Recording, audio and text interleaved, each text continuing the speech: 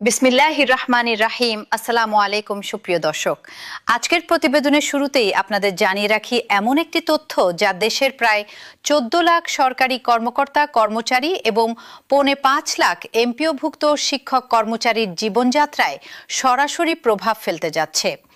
অর্থ মন্ত্রণালয় সংশ্লিষ্ট সূত্র নিশ্চিত করেছে, নবম জাতীয় পে স্কেলের প্রস্তাবিত সুপারিশ আগামী 2 সপ্তাহের মধ্যে মন্ত্রিসভায় উপস্থাপনের নির্দেশ দেওয়া হয়েছে। অর্থাৎ চূড়ান্ত গেজেট প্রকাশ এখন সময়ের ব্যাপার মাত্র। ভিডিওটি শেষ পর্যন্ত দেখুন, কারণ আমরা জানাবো গেজেট প্রকাশের পর ঠিক কি হতে যাচ্ছে, কার বেতন কত বাড়বে, এমপিওভুক্ত শিক্ষকদের ভাগ্যে কি আছে এবং বিভিন্ন রাজনৈতিক দল এই ইস্যুতে ঠিক কি অবস্থান নিয়েছে। শুরু করছি আজকের সবচেয়ে গুরুত্বপূর্ণ আপডেট দিয়ে। আজ 8 জুলাই 2026। সংশ্লিষ্ট একটি সূত্র জানিয়েছে, সরকারি কর্মকর্তা কর্মচারীদের জন্য প্রস্তাবিত নবম জাতীয় পে স্কেলের সুপারিশ আগামী 2 সপ্তাহের মধ্যে মন্ত্রিসভায় তোলার নির্দেশ দেওয়া হয়েছে। একজন দায়িত্বশীল কর্মকর্তা জানিয়েছেন, পে স্কেল কার্যকর হওয়ার তারিখ হিসেবে 1 জুলাই 2026 ধরা হলেও বাস্তবে সংশোধিত বেতন কর্মচারীদের ব্যাংক হিসাবে পৌঁছাতে কিছুটা সময় লাগতে পারে। তবে কার্যকর হওয়ার তারিখ থেকেই প্রাপ্য বকেয়া অর্থ পরবর্তীতে সমন্বয় করে পরিশোধ করা হবে। বর্তমানে দেশে প্রায় 14 লাখ সরকারি কর্মকর্তা কর্মচারী এবং প্রায় 9 লাখ পেনশনভোগী রয়েছেন। তাদের বেতন ও পেনশন বাবদ সরকারের বার্ষিক ব্যয় প্রায় 1,31,000 কোটি টাকা। বেতন কমিশনের পূর্ণাঙ্গ সুপারিশ একবারে বাস্তবায়ন করা হলে সরকারের বছরে অতিরিক্ত প্রায় 1,06,000 কোটি টাকা প্রয়োজন হবে। এই বিশাল অঙ্কের কারণেই নতুন পে স্কেলের চূড়ান্ত কাঠামো নির্ধারণে রাজস্ব আহরণ, বাজেটের ঘাটতি এবং সরকারের সামগ্রিক আর্থিক সক্ষমতার বিষয়গুলোকে বিশেষ গুরুত্ব দেওয়া হচ্ছে। একটি গুরুত্বপূর্ণ পূর্ব সতর্কতাও দিয়ে রাখছি। 2015 সালে অষ্টম জাতীয় পে স্কেলের ক্ষেত্রেও একই ধরনের পরিস্থিতি দেখা গিয়েছিল। সেবার জুলাই থেকে কার্যকর ধরা হলেও কর্মকর্তা কর্মচারীরা সংশোধিত বেতন হাতে পেয়েছিলেন সেই বছরেরই ডিসেম্বর মাসে। সংশ্লিষ্ট সূত্রের ধারণা, এবারও একই ধরনের প্রক্রিয়া অনুসরণ হতে পারে। অর্থাৎ কাগজে কলমে 1 জুলাই থেকে কার্যকর হলেও বাস্তবে ব্যাংক হিসাবে বর্ধিত টাকা আসতে আরও কয়েক মাস অপেক্ষা করতে হতে পারে। এবার আসা যাক গত কয়েক সপ্তাহের গুরুত্বপূর্ণ ঘটনাক্রমে। জাতীয় সংসদে 2026-27 অর্থ বছরের বাজেট বক্তৃতায় অর্থ ও পরিকল্পনা মন্ত্রী আমির খসরু মাহমুদ চৌধুরী আনুষ্ঠানিকভাবে ঘোষণা দেন, আগামী 1 জুলাই থেকে ধাপে ধাপে নতুন বেতন কাঠামো কার্যকর করা হবে। তিনি জানান, সরকারি কর্মচারীরা বিগত প্রায় 11 বছর ধরে একই বেতন কাঠামোতে বেতন ভাতা পাচ্ছেন এবং এই সময়ে মূল্যস্ফীতিজনিত কারণে জীবনযাত্রার ব্যয় উল্লেখযোগ্যভাবে বৃদ্ধি পেয়েছে। এরপরই 1 জুলাই আনুষ্ঠানিকভাবে নবম জাতীয় পে স্কেল কার্যকর হয় বলে জানানো হয়। তবে বেতন বৃদ্ধির সুনির্দিষ্ট হার সম্পর্কে এখনও সরকারিভাবে চূড়ান্ত কিছু জানানো হয়নি, কারণ চূড়ান্ত গেজেট প্রকাশের আগে কোনো গ্রেডের নির্দিষ্ট বেতন বা ভাতার পরিমাণ নিশ্চিত করা সম্ভব নয়। তবে খসড়া প্রস্তাব ও উচ্চ পর্যায়ের কমিটির আলোচনা থেকে যেসব তথ্য উঠে এসেছে তা রীতিমতো চমকে দেওয়ার মতো। নতুন পে স্কেলে আগের মতোই 20টি গ্রেড বহাল রাখার সুপারিশ করা হয়েছে। 1 থেকে 10 গ্রেডের কর্মকর্তা কর্মচারীদের মূল বেতন প্রায় 100% বা তার কিছু কম হারে বাড়তে পারে, আর 11 থেকে 20 গ্রেডের কর্মচারীদের মূল বেতন গড়ে প্রায় 135% পর্যন্ত বাড়ানোর সুপারিশ বিবেচনায় রয়েছে। অর্থাৎ নিচের সারির কর্মচারীরা তুলনামূলক বেশি হারে সুবিধা পেতে যাচ্ছেন, যা বৈষম্য কমানোর লক্ষ্যেই করা হচ্ছে বলে জানা গেছে। সুনির্দিষ্ট সংখ্যার দিকে তাকালে দেখা যায়, প্রথম বা সর্বোচ্চ গ্রেডের মূল বেতন নির্ধারণ করা হয়েছে 1,60,000 টাকা, যা বর্তমানে 78,000 টাকা। দ্বিতীয় গ্রেডে 1,32,000 টাকা, তৃতীয় গ্রেডে 1,13,000 টাকা, চতুর্থ গ্রেডে 1 লাখ টাকা এবং পঞ্চম গ্রেডে 86,000 টাকা মূল বেতন প্রস্তাব করা হয়েছে।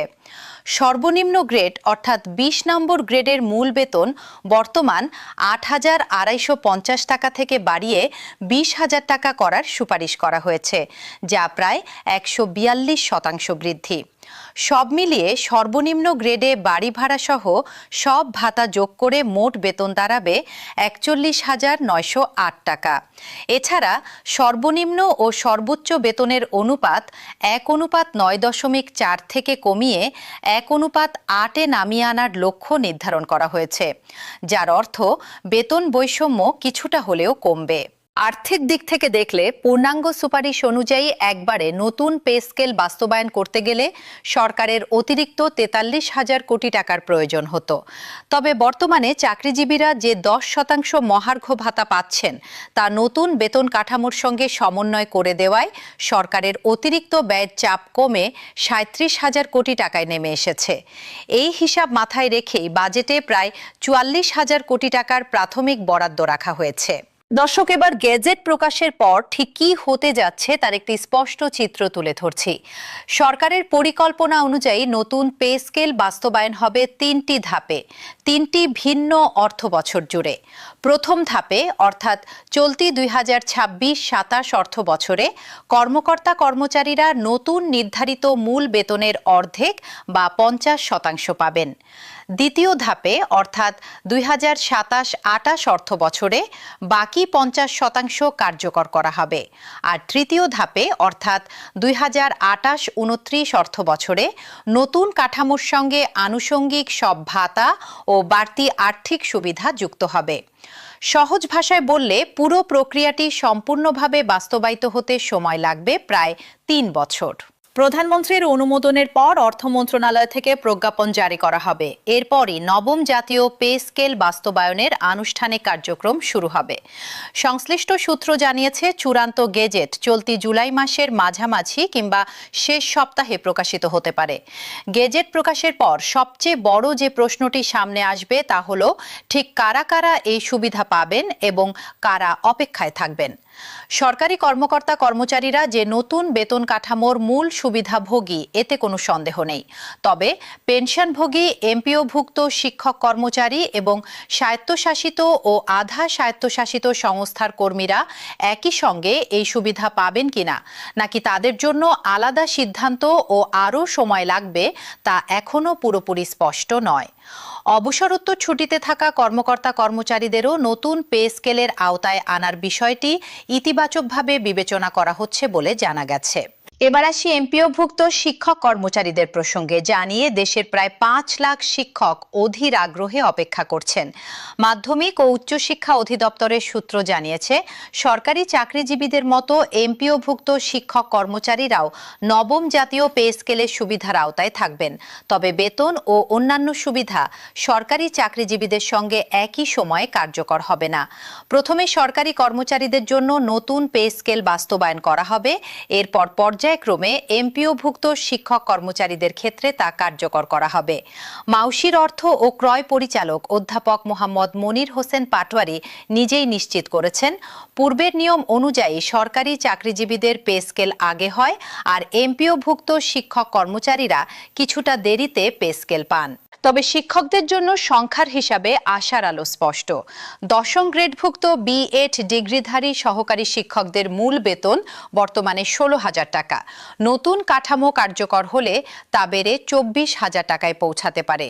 নবম গ্রেডের কলেজ প্রভাষকদের বর্তমান ২২,০০০ টাকার বেতন বেড়ে ৩৩,০০০ টাকা হওয়ার সম্ভাবনা রয়েছে। আর ত্রয়োদশ গ্রেডের প্রাথমিক শিক্ষকদের বর্তমান ১১,০০০ টাকা বেতন দ্বিগুণ করার প্রস্তাব করা হয়েছে। মূল বেতন বাড়লে বাড়ি ভাড়ার ভাতাও বাড়বে। এক্ষেত্রে ৭.৫% থেকে বাড়ি ভাড়া ১৫% হওয়ার সম্ভাবনা বেশি।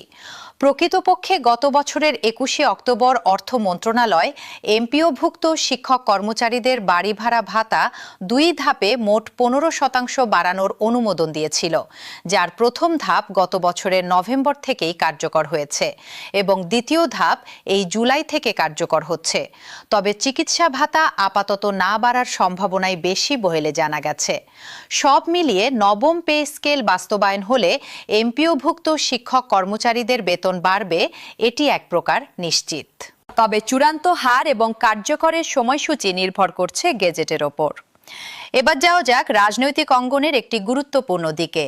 বিভিন্ন রাজনৈতিক দলের ভিন্ন ভিন্ন প্রস্তাবনা ও অবস্থানের তুলনামূলক চিত্রে সরকারে থাকা বিএনপি নির্বাচনী ইশতেহারেই পে স্কেল বাস্তবায়নের প্রতিশ্রুতি দিয়েছিল। ত্রয়োদশ জাতীয় সংসদ নির্বাচনের আগে ইশতেহার ঘোষণার সময় দলটি জানায় যথাসময়ে নতুন পে স্কেল বাস্তবায়ন করা হবে। নির্বাচনে জয়ী হওয়ার পর দলের চেয়ারম্যান ও প্রধানমন্ত্রী তারেক রহমান জাতির উদ্দেশ্যে দেওয়া ভাষণেও একই প্রতিশ্রুতি পুনর্ব্যক্ত করেন।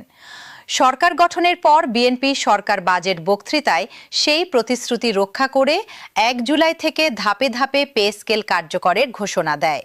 অর্থাৎ ক্ষমতাসীন দল হিসেবে বিএনপি ধাপে ধাপে বাস্তবায়নের একটি বাস্তবসম্মত অর্থনৈতিক পথ বেছে নিয়েছে, যেখানে রাজস্ব ঘাটতি ও সামষ্টিক অর্থনৈতিক পরিস্থিতিকে গুরুত্ব দেওয়া হয়েছে।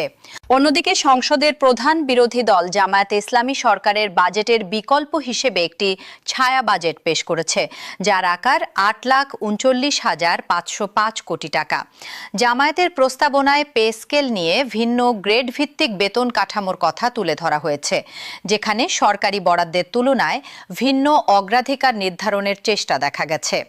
দলটির অবস্থান হল রাষ্ট্রীয় ব্যয়ের অগ্রাধিকার পুনর্বিন্যাস করে সরকারি কর্মচারীদের বেতন কাঠামোতে আরও কার্যকর ও দ্রুত সংস্কার আনা সম্ভব।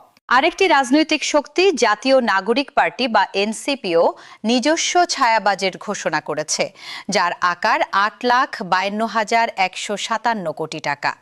সরকারের অর্থনৈতিক নীতি ও বাজেট পরিকল্পনার তীব্র সমালোচনা করে দলটি নবম পে স্কেল নিয়ে নিজস্ব প্রস্তাবনাও তুলে ধরেছে। এনসিপির প্রস্তাবিত বেতন কাঠামো অনুযায়ী প্রথম গ্রেডে কর্মরত কর্মকর্তাদের মূল বেতন ৭৮,০০০ টাকা থেকে বাড়িয়ে ৮২,০০০ টাকা করার প্রস্তাব করা হয়েছে।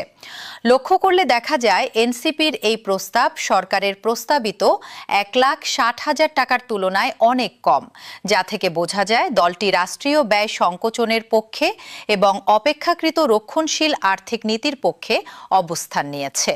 তিনটি দলের অবস্থান পাশাপাশি রাখলে একটি স্পষ্ট চিত্র উঠে আসে। ক্ষমতাসীন বিএনপি বাস্তবসম্মত ধাপে ধাপে বাস্তবায়নের পথে হাঁটছে। প্রধান বিরোধী দল জামায়াত বিকল্প বাজেট কাঠামোর মাধ্যমে ভিন্ন অগ্রাধিকার তুলে ধরছে, আর এনসিপি তুলনামূলক রক্ষণশীল ও সীমিত বেতন বৃদ্ধির পক্ষে অবস্থান নিয়েছে। রাজনৈতিক পর্যবেক্ষকদের মতে নির্বাচনের পর দেশের সামষ্টিক অর্থনৈতিক পরিস্থিতি, রাজস্ব ঘাটতি এবং আন্তর্জাতিক প্রেক্ষাপটে জ্বালানি সংকটের কারণে সরকার একসময় পে স্কেল বাস্তবায়নে ধীরে চলো নীতি নিতে বাধ্য হয়েছিল, যা পরবর্তীতে পর্যালোচনা করে আবার এগিয়ে নেওয়া হয়। দর্শক, এবার আসি গেজেট প্রকাশের পর সম্ভাব্য প্রভাব ও ভবিষ্যৎ পূর্বাভাসে। প্রথমত, গেজেট প্রকাশের সঙ্গে সঙ্গেই সব কর্মচারীর ব্যাংক হিসাবে টাকা পৌঁছাবে না, বরং প্রশাসনিক প্রক্রিয়া সম্পন্ন হতে কয়েক মাস সময় লাগতে পারে, যেমনটা আগেই বলা হয়েছে। দ্বিতীয়ত, পেনশনভোগী ও এমপিওভুক্ত শিক্ষক কর্মচারীদের জন্য বরাদ্দকৃত ৪৪,০০০ কোটি টাকা সরাসরি বেতন ভাতা খাতে না দেখিয়ে প্রকৃত জনসেবা খাতে রাখা হয়েছে, যা থেকে ভবিষ্যতে তাদের বেতন সমন্বয়ে ব্যবহৃত হতে পারে। তৃতীয়ত, স্বায়ত্তশাসিত, আধা স্বায়ত্তশাসিত ও রাষ্ট্রায়ত্ত প্রতিষ্ঠানের কর্মীদের ক্ষেত্রে সরকার এখনও কোনো আনুষ্ঠানিক অবস্থান জানায়নি, ফলে তাদের জন্য আলাদা ঘোষণা আসার সম্ভাবনা রয়েছে। চতুর্থত, বার্ষিক ইনক্রিমেন্ট প্রতি বছর ১ জুলাই স্বয়ংক্রিয়ভাবে আইবাস প্লাস প্লাস সিস্টেমের মাধ্যমে আগের নিয়মেই যুক্ত হবে, তবে এবার ইনক্রিমেন্ট নির্ধারণে কর্মদক্ষতা ও মূল্যস্ফীতিকে বিশেষ গুরুত্ব দেওয়া হতে পারে বলে ইঙ্গিত পাওয়া গেছে। অর্থনীতিবিদদের একাংশের মূল্যায়ন হলো এত বড় অঙ্কের বেতন বৃদ্ধি বাস্তবায়িত হলে স্বল্প মেয়াদে বাজারে চাহিদা কিছুটা বাড়বে, যা মূল্যস্ফীতির ওপর সামান্য চাপ তৈরি করতে পারে। তবে দীর্ঘমেয়াদে সরকারি কর্মচারীদের জীবনযাত্রার মান উন্নয়ন এবং কর্মদক্ষতা বৃদ্ধির মাধ্যমে প্রশাসনিক সেবার মান বাড়বে বলে আশা করা হচ্ছে।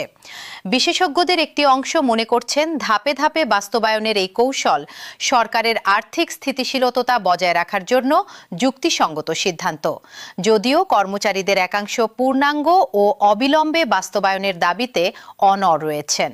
সবশেষে বলা যায়, সরকারি কর্মকর্তা কর্মচারী ও এমপিওভুক্ত শিক্ষক কর্মচারীদের জন্য নবম জাতীয় পে স্কেল একটি বড় স্বস্তির খবর হতে যাচ্ছে। তবে এর পূর্ণাঙ্গ সুফল পেতে অপেক্ষা করতে হবে আগামী ৩ অর্থ বছর পর্যন্ত। আগামী ২ সপ্তাহের মধ্যে মন্ত্রিসভায় প্রস্তাব ওঠা এবং জুলাইয়ের মাঝামাঝি বা শেষ সপ্তাহে চূড়ান্ত গেজেট প্রকাশ, এই দুটি ঘটনাই এখন সবচেয়ে বেশি নজরে রাখার মতো বিষয়। আমরা প্রতিটি নতুন তথ্য নিয়ে আপনাদের সামনে হাজির হব। ভিডিওটি ভালো লাগলে লাইক ও শেয়ার করুন এবং এই ধরনের গুরুত্বপূর্ণ প্রতিবেদন সবার আগে পেতে চ্যানেলটি সাবস্ক্রাইব করে রাখুন।